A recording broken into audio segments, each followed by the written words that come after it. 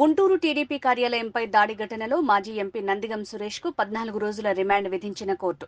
సురేష్ ను గుంటూరు జిల్లా కారాగారానికి తరలించిన పోలీసులు. భారీగా జిల్లా జైలు వద్దకు చేరుకున్న సురేష్ అనుచరులు.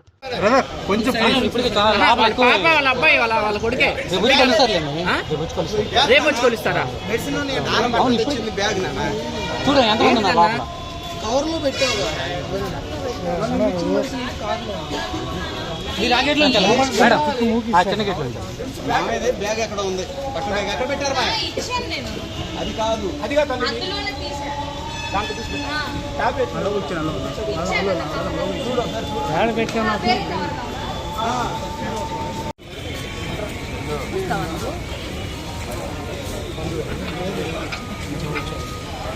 పిల్లలు లేరా? ఆయన మీద పడుతున్నా, కార్ మీద పడుతున్నా.